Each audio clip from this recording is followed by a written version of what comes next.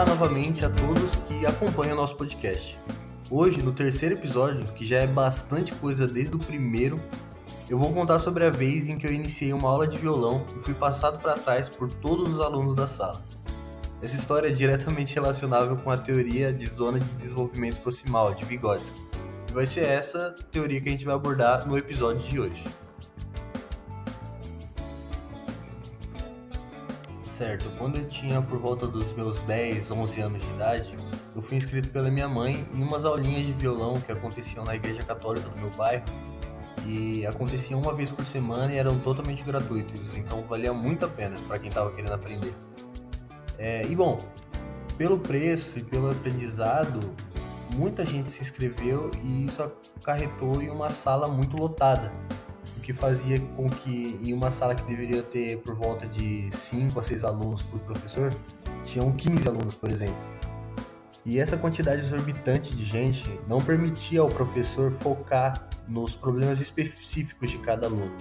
Então, eu, que já não tinha experiência prévia com violão, e devo admitir aqui faltava bastante nas aulas, com o decorrer desse cursinho comecei a ficar muito perdido. Como os meus pais iam para outra igreja católica nos finais de semana, eu, ao invés de ir para minha aula de violão, acabava seguindo eles e indo para a missa, que era em outro bairro.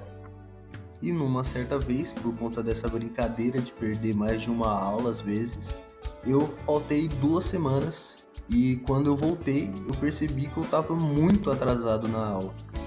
Eu lembro que todos eles já estavam tocando a música completa, fazendo os desenhos dos acordes, fazendo Fá com pestana e tudo que a música pedia.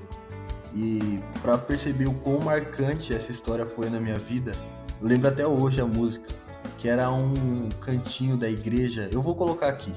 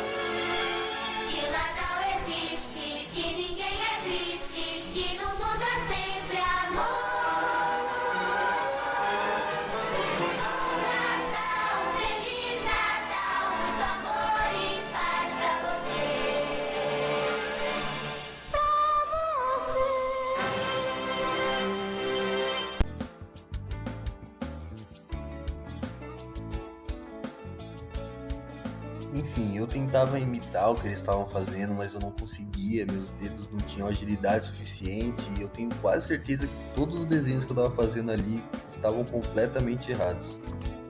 Mas se tem um lado positivo dessa vergonha que eu passei há muito tempo atrás, é que agora eu posso colocar aqui no podcast e inserir ela para introduzir a teoria da zona de desenvolvimento proximal de Vygotsky. Buscando o conceito na literatura, a gente encontra o artigo Uma Introdução ao Pensamento de Vygotsky, que diz o seguinte: o nível de desenvolvimento potencial se refere à capacidade de realizar tarefas pela imitação ou com auxílio, por meio de pistas e instrumentos fornecidos por adultos ou por companheiros mais experientes. Nesse sentido, aquilo que é zona de desenvolvimento proximal hoje será nível de desenvolvimento real amanhã. Ou seja, a gente pode imaginar um grande círculo ao nosso redor com tudo aquilo que a gente tem a capacidade de aprender. E isso seria o nosso desenvolvimento potencial. Já tudo aquilo que está fora está longe do nosso alcance e a gente precisa passar por alguns ensinamentos antes de conseguir. E esse é o meu caso no violão. Eu não tinha algumas técnicas necessárias para conseguir fazer os acordes e era isso que me impedia de tocar aquela música.